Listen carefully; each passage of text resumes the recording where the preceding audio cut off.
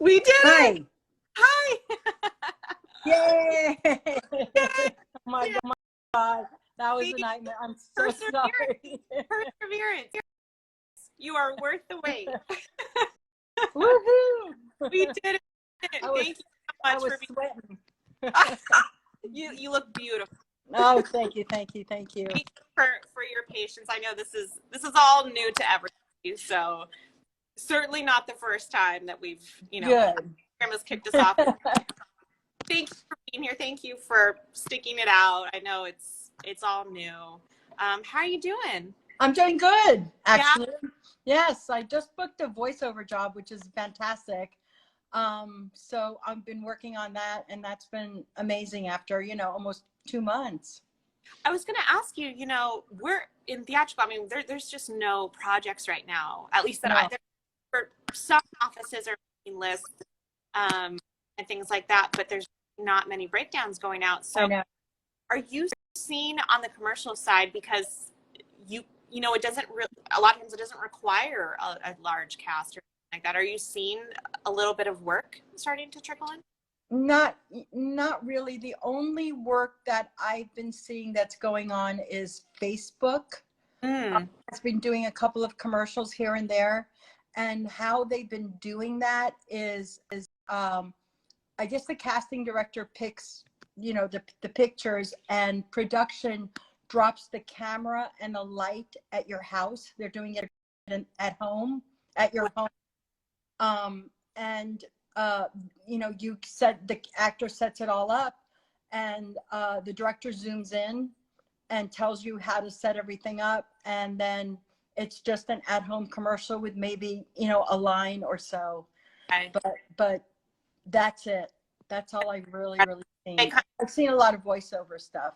Okay, so they kind of direct them into using the equipment and things like that. Exactly, and then they have to clean all the equipment up, and then production picks it up. So they'll give you an iPhone, a light, cameras that you need, sound, and they just drop it off at your house. Wow, it's crazy. I know. And a lot of speculation. Of course, everyone's eager to go back to work. Everyone's eager for productions to open up. And there's a lot of really just speculation at this point. No one really has the golden answer. No one really knows how this is going to continue. And there's a lot of articles out there that people have read. What's your take on that? I mean, do you have any sort of ideas or thoughts on how this might move forward? Well, I've been on a couple of board Zooms that I'm on every Tuesday with directors and producers and executive producers. And, we're just all trying to figure it out. What is the safest way to do it? Can I cast in my studio in the future? Yes, I'm hoping that will happen. When, I don't know. They keep on moving the date. They're opening up a little bit, so it's getting a little bit better. But honestly, we're all just trying to figure it out. I know Australia is shooting right now, and a lot of foreign countries, but then who wants to get on a plane? Right. You know what I mean? So I don't think, I think it's going to stay here. And, but, they're talking about 14-day quarantine before they shoot the actor. They're talking about hiring someone specifically to be on set, to be, the person that makes sure that everything is clean. Budgets are going to go up. Are they ready for that? I don't know. But, we're hoping more and more that we're going to be doing more Zoom castings, which it's like being in the room, so we could actually direct them. Yeah. So that's what I ask you. I'm just kind of on like a text chain or an email chain with some other casting directors. There's nothing really, I'm not really part of anything too formal, but there's been a lot of talk on how we're going to handle this moving forward. And Zoom casting has been a large part of it. We use primarily breakdown, and I breakdown exactly, and doing an entirely new section where essentially we go through the breakdown the same way. We schedule the actors, and then it leads them into their own version of Zoom specifically tailored for casting. I know they're now, which is going to be really nice. Because before that, there was a lot of talk about just relying on self-tapes, which right. is, Which is a nightmare. yeah, I'm used to, but for commercials, it's so direction heavy, right? I mean, you know, so it's like in and out. Whereas, you know, theatrical, you start building up a character and you work with them, and, you know. So how I did with the voiceover, I just put out a schedule, like a regular LA casting schedule, and picked the people I wanted. And then I transferred everything over to FastCast. And I think that's what we figured out how to do that on Zoom as well. So they get the link exactly how we direct them in there. So FastCast is kind of like our version of Cast It. exactly. Yeah. It's quick and it looks really clean. And, you know, and I've been on Zooms with camera operators and seeing how they feel by, you know, shooting people. We would have to put a plexiglass up in between them. And, you know, I know it's a lot. Until we get that vaccine, it's going to be touch and go, and we just have to be creative. Yeah. We're not going to be stopping for the rest of our lives. I mean, we're going to go on with this, you know. I mean, even during right now, everyone is relying on, you know, Netflix and all of their platforms. I mean, we need entertainment to get us through these things, and they're going to have to create this content. But it's always interesting to hear other perspectives because, you know, while there's nothing official out there, it's just interesting to hear different viewpoints, and just hear how we might be casting virtually. And I think everyone, virtual casting, it's going to be a learning curve, you know. It's not going to be easy, but I think it at least gives us hope that we can all go back to work and do something. And you know, I have no doubt that we are going to figure out something, you know, and hopefully the vaccine will come sooner than later. I know they're working very hard on it, that we're going to come back, and we're going to come back. And this is interesting too. I talked to a couple of advertising agents, and they said, we've been in the think tank for the past 2 months coming up with tons of campaigns. So when this is over, it's going to be crazy. Oh my gosh. Yeah. And I heard that from a bunch of other people as well. So we're going to thrive again. Think about I mean, that's one side of it, right? Commercials and ad agencies, they're still working. They're still working. Absolutely. Yeah.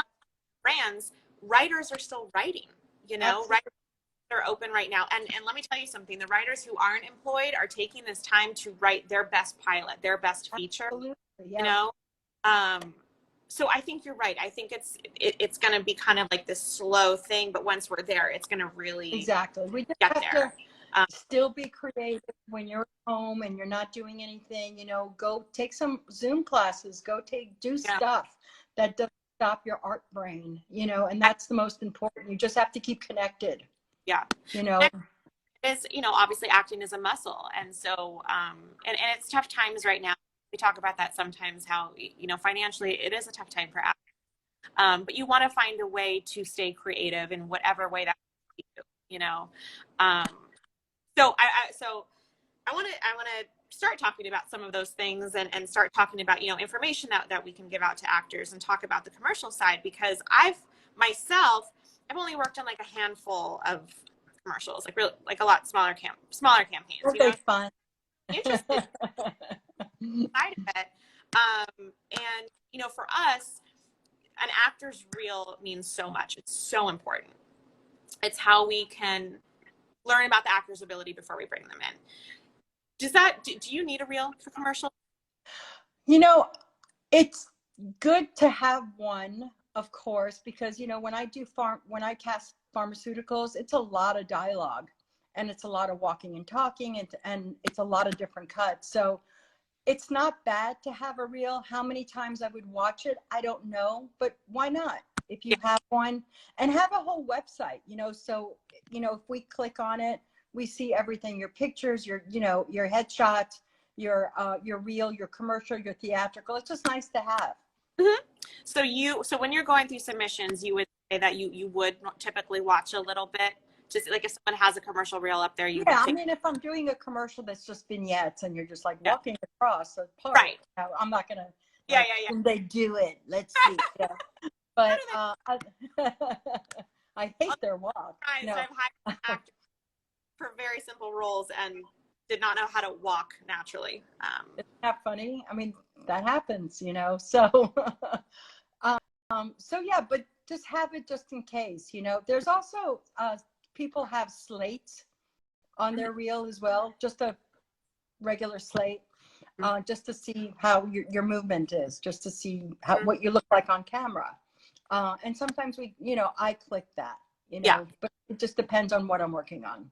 So that's really interesting because we talk a lot about slate shots is essentially what they're called here, and how for theatrical, I personally would not look at that because it doesn't show me the actor's real acting ability, but Right. it just shows that it is a helpful tool for other people, and that's helpful for you.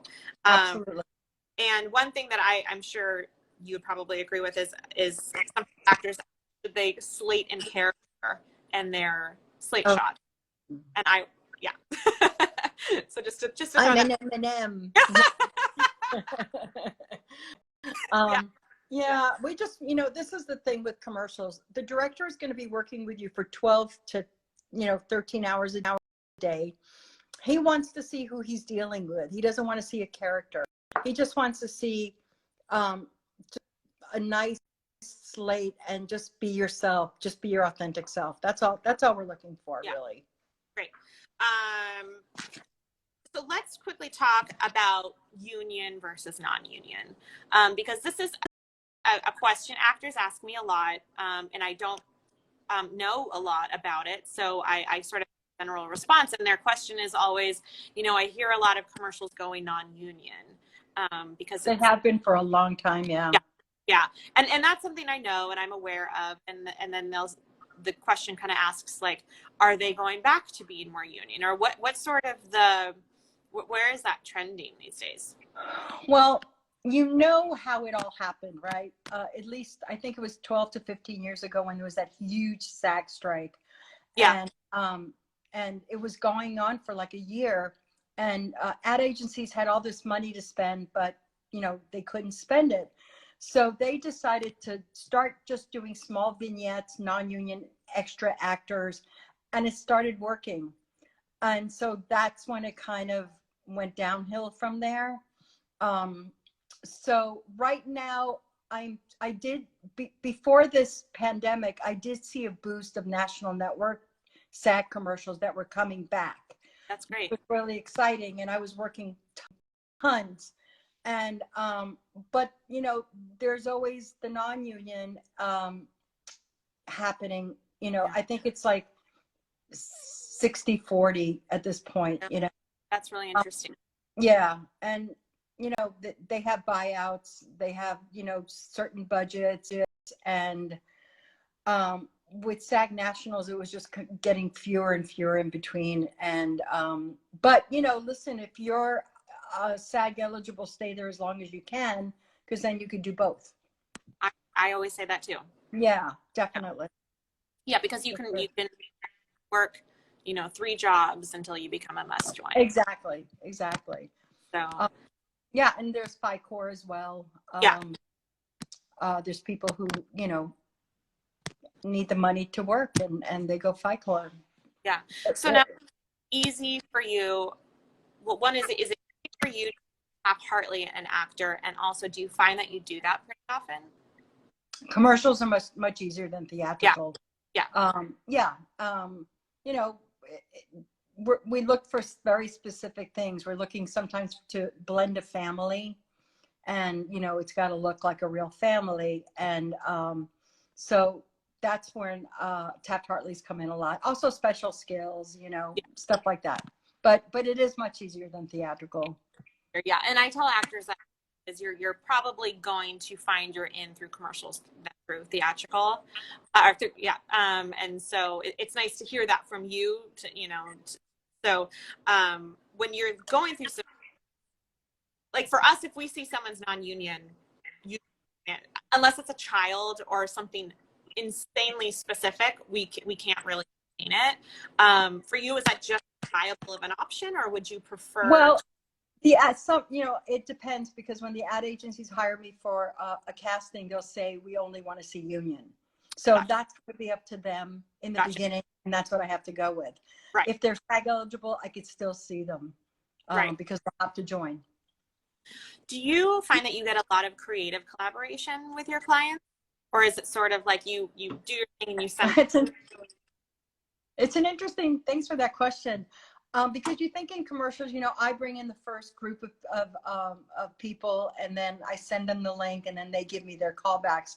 In the room after they leave, if the ad agency, and by the end you're like, I don't even know what they look like. You know what I mean?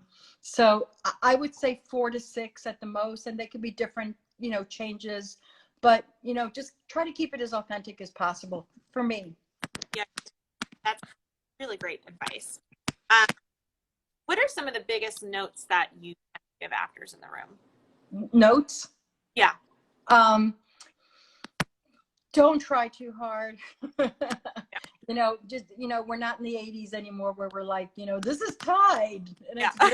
good. It's, a lot of commercials that I do, I have theatrical directors, and every conversation that I have with them before I even start the art, like, make it real, don't go over the top, make it real. I'm like, I know, but that's the main thing. They're like, they're like little films now, they're not over the top. Yeah. So that brings up another point.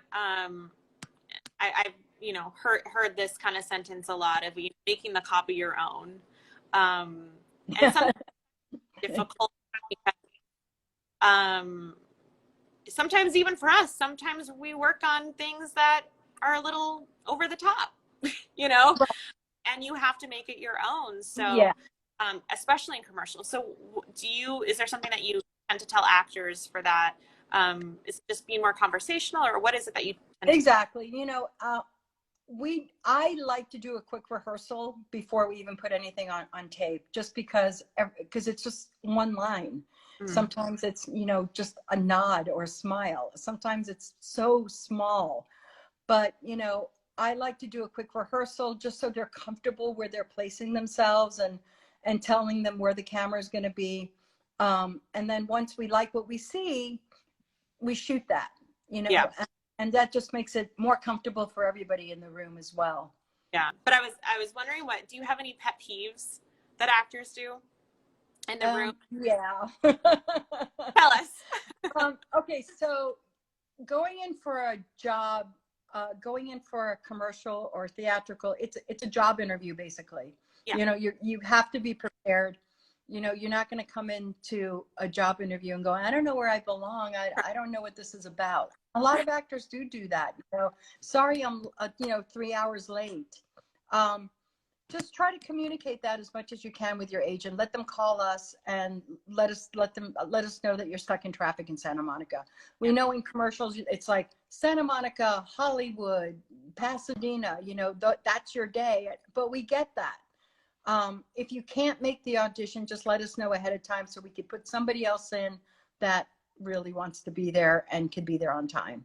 A couple of questions about that, because for us, we're very specific when we give an actor a time. And if they're like, can I come 15 minutes later? Sometimes they can't. Right. Because, especially when it's a pilot audition and we're allotting 20 minutes per actor because Exactly. it's a lot, whereas with commercials, sometimes they give you like a window. Right. So do you think that? Yeah. I mean, if we're seeing one person every 7 minutes, we'll give you a window of that one character. But you have to remember, in commercials, sometimes I'm casting 7 spots and I'm doing a spot a day. And if you can't, let's say it's a character from 10:30 to 12. If you come in 3, you're going to be so out of place in that group. If we're seeing families, and you're, not supposed to be there. So it's hard. We absolutely try to work with your schedule as much as possible, but just try to stick to it as best as you can, and just let your agent know. So maybe we're going the next day and you can make it, on time the next day. Yeah. So if, like for us, if someone's not able to make it in that day because they have a lot of auditions or they're working that day, generally we'll reschedule them for another day or send them a self-tape request. Right. That usually not an option because it's so quick. Yeah, it's pretty quick, and we don't do a lot of self tapes because I like to direct them in the room because I don't know what their interpretation of the spot is, and if they're gonna self tape and they send it to me and it's just so not right, Yeah. I can't give it to my director. Yeah. So what are some things that do stand out in the room to you? What are some things that, For me, it's confidence. It's coming in, doing your job, listening to redirection, doing that, and leaving, and forget about the last audition. A lot of people take the auditions before, if they don't do well, into a new audition, and you could just tell that yeah. they're not emotionally and mentally there. You know what I mean? So you just have to leave it at the door. Yeah, absolutely. Yeah. I put some of these questions on the screen because there were some good ones. Oh yeah, someone had asked, and I'll expand on this. Someone had asked about dual submission. So this is something that happens on my end, where, and I think that they're working on this with Breakdown, but maybe with LA Casting too, where the agent and manager both submits them. You know what? I swear to God, I just had a Zoom with the Managers Association. Yeah, And I told him no more. it's insane, you know. Yeah. What do Yeah. they have about that? Well, they asked us. They asked me that. They said, what do you feel that if the manager and the agent submit? And I said, well, then you have two appointments because I don't remember everybody. Exactly. Yeah. So I say it's bad for you guys because if they show up the second time, we're gonna say, why are you here? And it happens. Yeah, totally. You know, I try to have the best memory I can for this job as it's hired, but there's a lot of people out there, and especially when we're casting smaller roles with people that I might not be familiar with, it does happen. And I've noticed it myself when I have cast some smaller, video games or commercials and things where people get submitted multiple times. And I think the main takeaway for actors is if you get an appointment for, I don't know, if it's the same role and you have two separate times, and if you're being brought in one day for two separate roles, that's probably a mistake. Yeah. And sometimes we do want to see you for different roles, but we're not going to make you come in at 10:30 and 2:30. Yeah, exactly. That just doesn't make sense. So right. don't not. And I've had actors come back at 2:30 and they're like, "Oh, you called me in for this other role. Why didn't you tell me?" That's so true. And the other thing that managers do sometimes, the communication between the agent and the manager sometimes kind of sucks. Yes. Because we'll book them for a job, and then the agent will call and say, we just talked to the manager and they have a really important pilot audition for that day. Yep. And then I have to go back to my director and my clients and say, they're not available. And it just makes us look bad, It must be so frustrating because yeah. that happens with us with commercials too, because they're the choice for a one-day co-star, which is like after tax is a few $100. Yeah. A role, but then they're on a veil for a national SAG commercial, and it's like obviously like it's going to be a lot more. But the fact of the matter is there wasn't communication from the start because they obviously had those dates, and I'm sure that you give dates absolutely well ahead of time, and then they came in for this audition. So it's all about communication and just saying, hey, obviously you don't have to tell us what you're auditioning for, but if you're in the mix for something, if someone's pinning you or if someone's asking, like you could be a choice, that's let the other person know. Right, exactly. And the other thing I've seen happen is in callbacks, they know that they have like surgery that day, and they'll come in and I just want to be seen. Yeah. And what happens is if we book you, you had surgery, so we have to go back and tell our clients, they're going to say, well, why didn't you tell us? And I'm going to say, I didn't know, so it just doesn't make everybody look good. It doesn't make you look good as an actor. Just be honest. Yeah. Their biggest concern is, I don't want to lose this opportunity. Right. And you might lose the opportunity, but what's worse, losing the opportunity or upsetting a lot of people. Right. Right. Opportunity again, if you're just honest and communicate, obviously you liked that person. So if they say, you know, if they say, hey, I just found out this and this before we get too far along, we can respect that. And We appreciate that so much. Yeah, yeah. for sure. Just yeah, be transparent and be honest. Yeah. So, yeah. I'm just reading through some of these questions. Okay. Are they, some of these terms I don't even know. Source connect. I don't know what that is. Oh, okay. Maybe they'll tell us. I got some general reason. Someone had a question about being FICOR, and the general views about it. Would casting get an icky view of you for being FICOR? No, I mean, the bad thing in FICOR, I think the two things that happens is you're not allowed to vote, and then you don't get screeners. But you know, look, you don't have to go on, if you're FICOR, you don't have to go on every like $500 job. You could tell your agent that, you know, you don't want to go anything under $5,000. You know what I mean? And sometimes nationals, when you book a national, sometimes they don't show. Sometimes they're shelved, you know, for a very long time. So, you know, just tell your agent, this is my limit of what I can go on a FICOR job.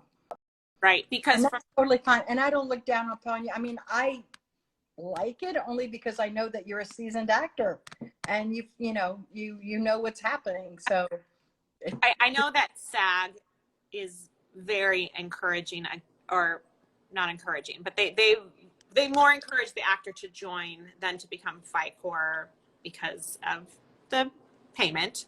But I do want to clear that, and there are a lot of benefits to being, you know, in SAG, kind of like being part of that community, and you also get the benefits of the SAG Foundation, which absolutely, yeah, great panels and things like that.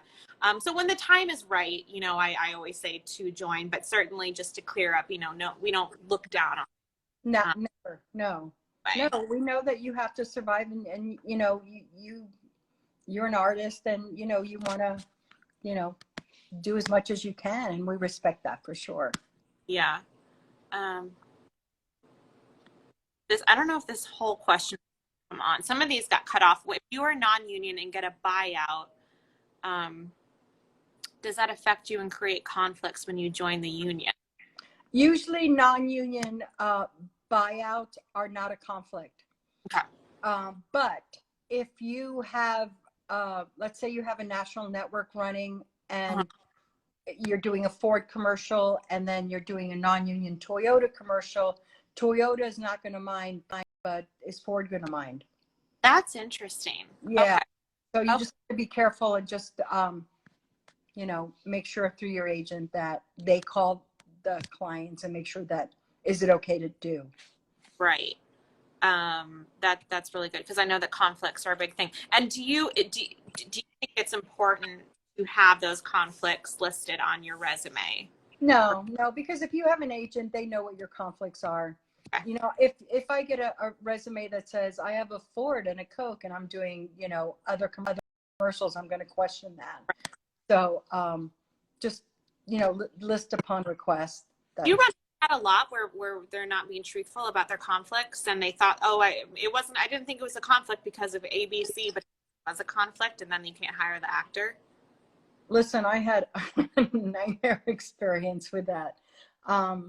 You have to be truthful, and agents are truthful. And that's why I like to go through agents, because that's all taken care of before anything happens. You know what I mean? So I know that agents aren't going to lie to me, you know, Lucky. because it's going to, well,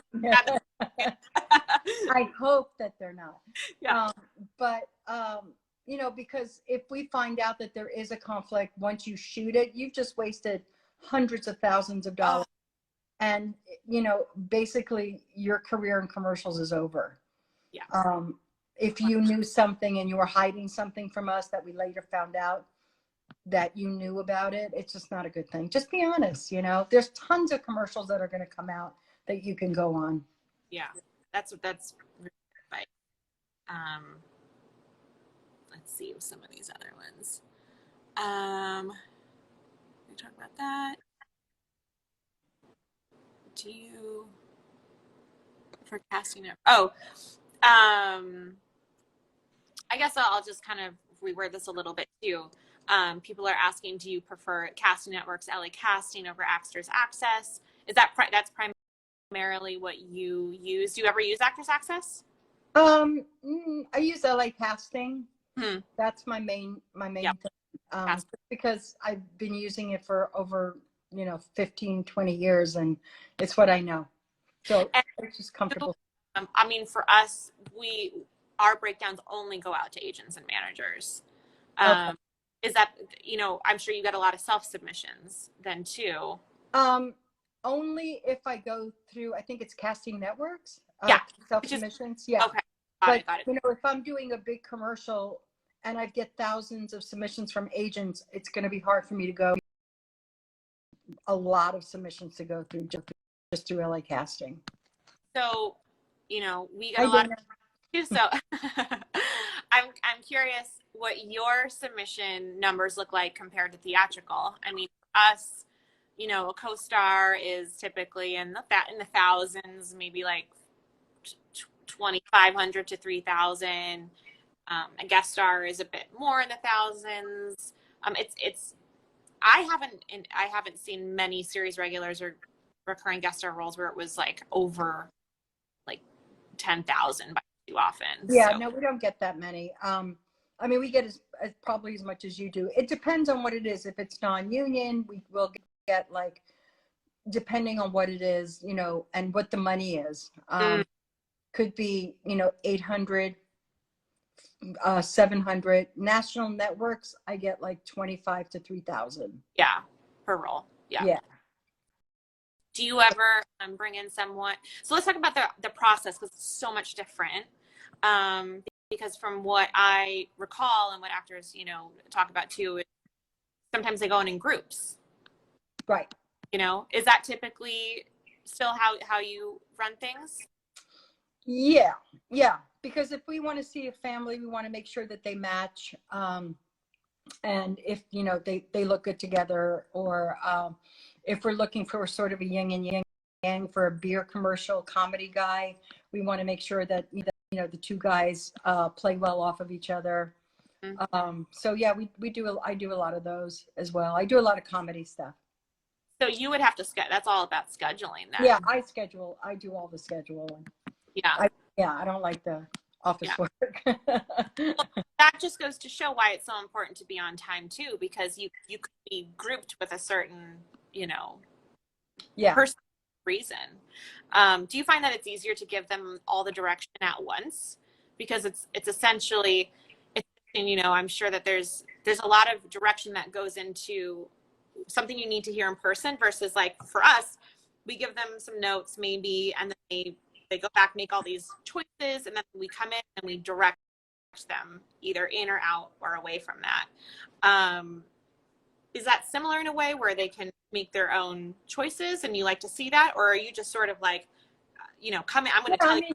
Absolutely. We want them to make their own choices. And, we want to hire their DNA to sell our product, basically. So why we choose them, it's the choice that they made, and how the writers and the director envisioned that character, even though it's, you're on for a minute, if you bring something else to it that we haven't seen, that's what they're going to focus on.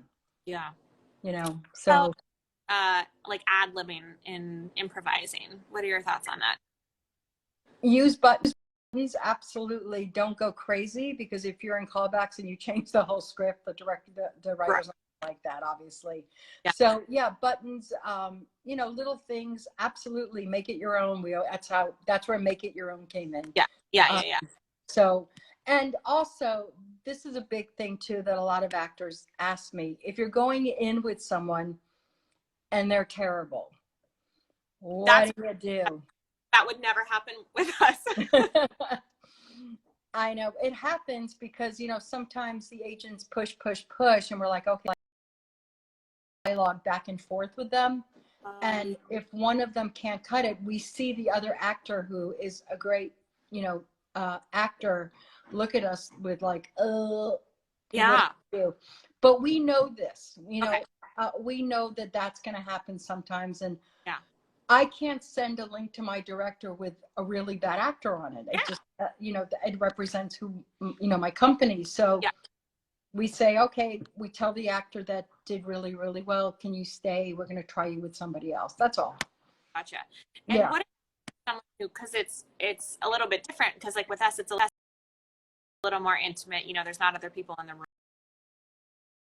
Like their mind was somewhere else, or they now they're understanding the direction, and now they want to take another shot at it. Do they have an option to do that in commercials? Yeah. I mean, if they're almost there, absolutely. If they're Okay. like, well, I have to like teach them acting, no. Yeah. Right. You know, Right. we don't have that time. I've got a lobby full of people. We see Yeah. people every 5 minutes, every 7 minutes. And if you just have to bring it, that's one of my pet peeves basically is, the dialogue is on LA casting. Look at the dialogue, even though it's one line, people come in, they're late. They don't know if there's dialogue.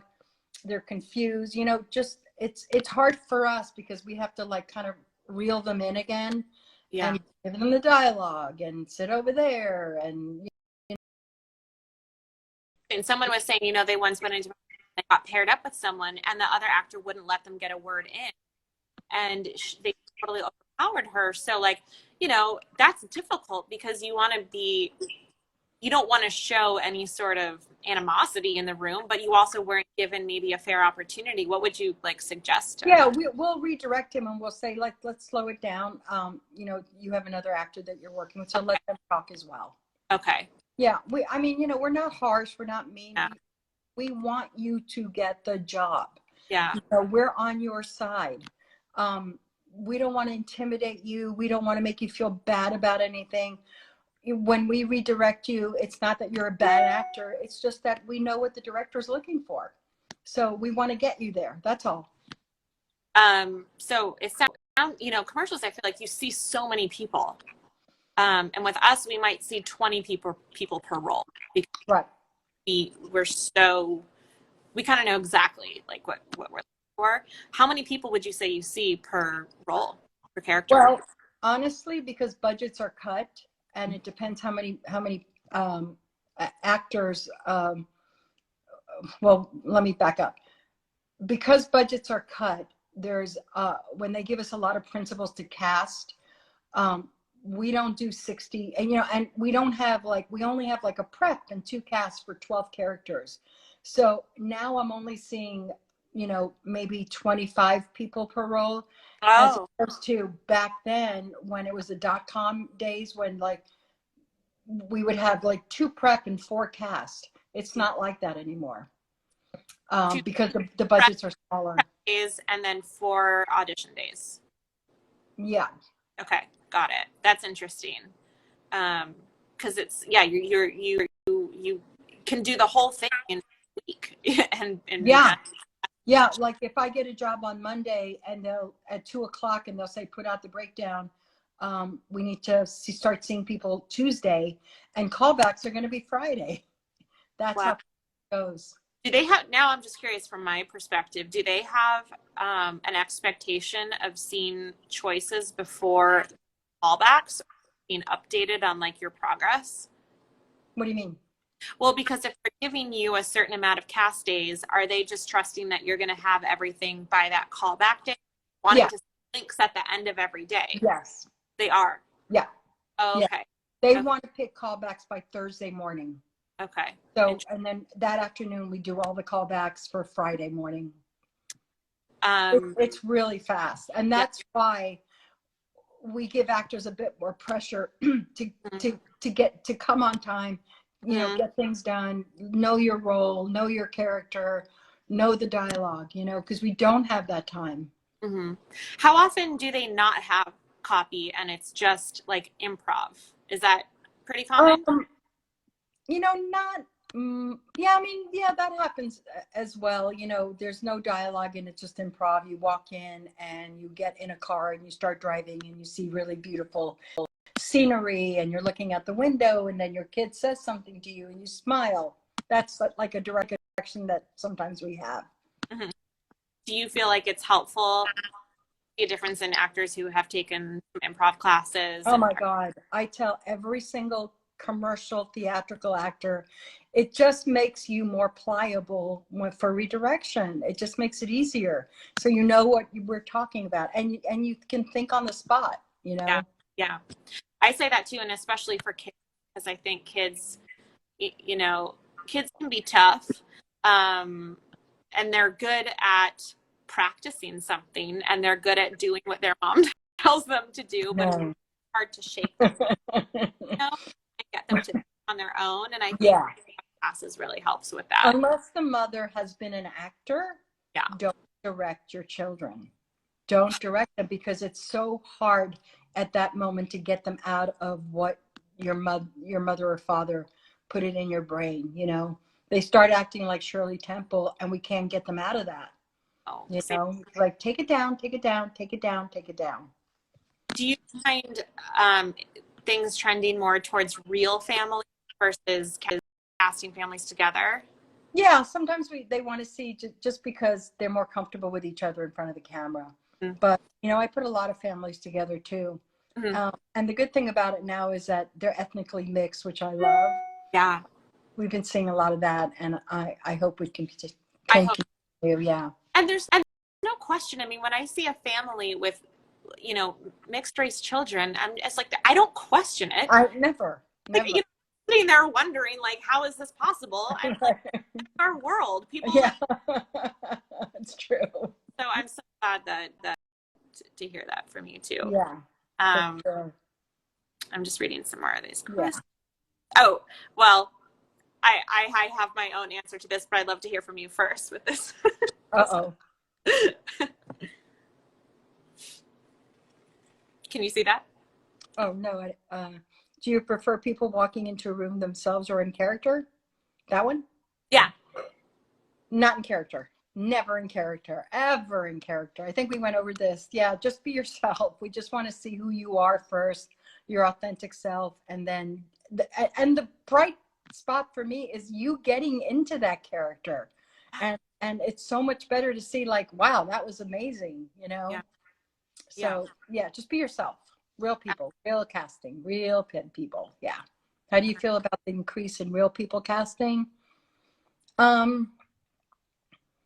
Yeah, I mean, we do both. You know, we do a lot of real people, and you know, what is real people? Right. What is real people? I ask that question all the time. I think what they mean is not models, honestly. Yeah. Not perfect faces. Yeah. Yeah. Not commercial, perfect modelly people. They just want to see all types of, you know, faces and ages and, you know, everything mixed together. So is wardrobe important to you when coming for commercials? Do you give them more? Say that again? Sorry. Oh, does wardrobe matter to you when actors come in a certain? Yeah, I mean, it does. And I think it matters for the clients as well. You know, if we're looking for nurses, don't come in all black. Just, you know, Right. if you don't have a nurse's outfit, just wear white. You know, just make it simple, you know. Just sort of the character as close to it as possible. Going to switch gears a little bit. Just a question that popped into my mind because we had a little bit of a money chat earlier this week, and what actors have in terms of negotiating power. Do they have a lot of power? Do agents and actors themselves have a lot of power at, in like maybe even non-union commercials, or is it pretty much like we've got to stick to the budget? Yeah, it's usually favored nations. So, you know, we don't negotiate that much in non-union. Just they have a certain budget, and that's what they go by. And if they give someone a higher, more money, then we would have to do that with everybody else. Because also actors do talk on set.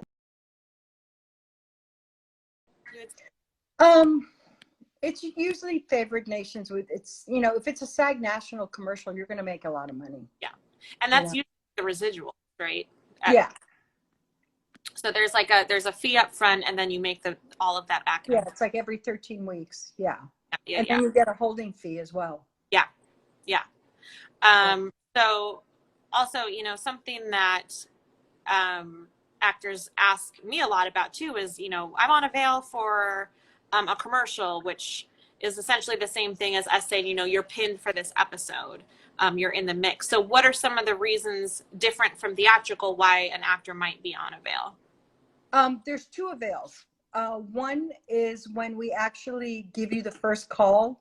So we want to know if there's any conflicts. You know, we'll know right off the bat to not even call you in if you're not available, obviously, for the shoot. Yeah, for the shoot, yeah. Okay.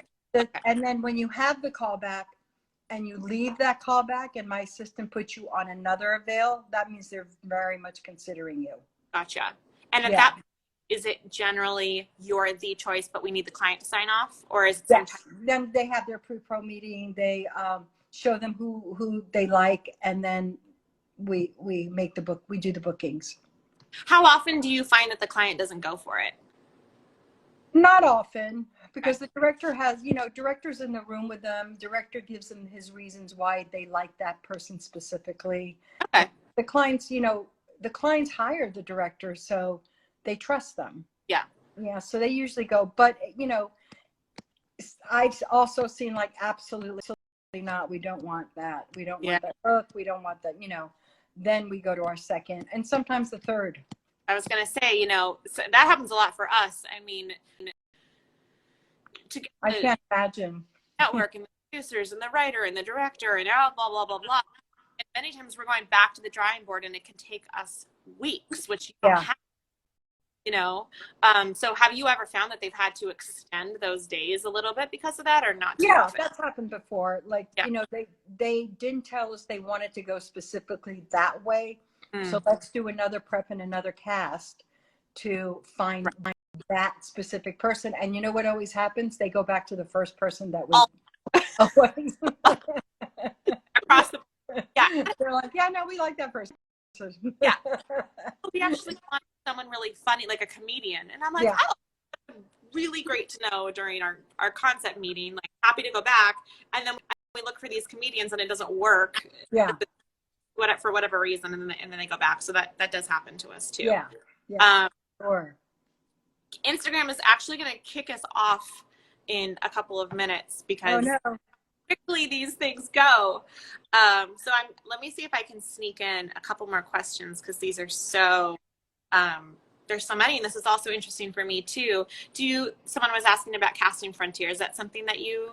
I don't. No. Okay. Yeah. So mostly just LA Casting, which is casting networks on both sides of it. Do you ever tell the agents that their client was the first choice, but the client didn't want them? Like, do you ever give them feedback? You don't tell them. No. And then do you ever offer feedback for, like, maybe for actors who are going commercial because it's just so fast and we see so many people, you know, it's just, you know, a lot of managers ask for feedback and I honestly have to go back on the tape. And go, oh, you know, but usually no. You know what your feedback is if you book it. Totally. And if you got that's feedback too, you know. Yeah, exactly. Do you find that you bring back a lot of the same people? Sorry? That you find that you bring back a lot of the same actors that you like? No, because it depends, but you know, my director and my reel have to be different with a lot of different people. So if I bring back the same people all the time for a director, he's going to get bored. So I'm constantly looking for new people. And that's why I do these classes. I do a lot of classes and workshops. Oh, that's awesome. Yeah. I didn't know that. That's great. Are you doing them right now? Yeah, I'm doing one at the end of this month, a Zoom class. I'm doing a self-tape class. Awesome. Because we need that. Yes. And I'm doing a callback class and just a regular dialogue class. Awesome. I think that's so needed right now. Yeah, it really is. And you have the time to do it. Yeah. You know, why not take them? Do you find that you work with a lot of the same ad agencies who, you know, hire you? I work with a lot of the same directors. I've had directors for the past 12 years. So I work with, you know, and then they have different ad agencies that they work with. Mm-hmm. But yeah. That's so interesting because, you know, I mean, we tend to gravitate towards the same showrunners, I would say. I mean, I'm specifically talking in TV and directors for film, But I imagined it was always the ad agencies who always reach out. A lot of the ad agencies have their own production company, so it's all in-house. Oh, So it's the ad agency, and they have their director and production company now. So it's all, you know, there's no like production company separate from the ad agency. That's been happening a lot lately too. okay. And then And you get requested. yeah.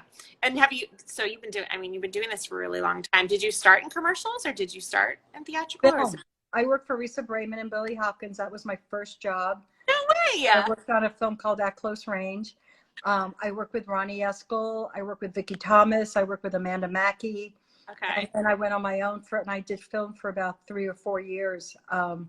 Independently, I did a couple of Disney films, and then commercials called me and said, can you, you know, we want a theatrical agent to do, casting director to do our commercials. Would you be interested? And I was like, hell yeah. Hell yeah. I think we all are. I mean, on both sides, we're like, it's so different, but it's so fun. Yeah. And it goes so fast. Yes. Yeah. Yes. Yeah. You don't have to drag on for months. Yeah. Absolutely. So I just stayed there, and I really like it. I love doing commercials. What's your favorite part? Booking the actor. I love making those calls. It makes them really happy, and it's like, oh my God, you just, you know, saved this person. So it makes me feel really good. Yeah. And we, you know, sometimes we've ran into that issue a lot where there's a Facebook group of actors who are running out of their insurance, and we work really hard to find roles for them. Yeah, absolutely. Yeah. Know that a lot of commercials. Yeah, and we're all in the same boat. You know, we want to make you look good. You know, you make us look good. And, you know, we don't ever want to intimidate you. It's, you know, it's a whole thing. And I think a lot of actors, you know, always get intimidated by casting directors. And I don't like seeing that. You know, we really are in the same boat. We really, really are. And we want you to book the job. That makes our jobs easier. Really. And we're all wanting the same thing. Absolutely. Absolutely. I'm getting the countdown. So before we get off, I just want to say thank you. Oh my God. It was so nice meeting you. You're a charm. You are such a, I think, so helpful and informative. Anytime. Teaching, absolutely. Right? I think this is, I mean, especially for actors who are wanting to get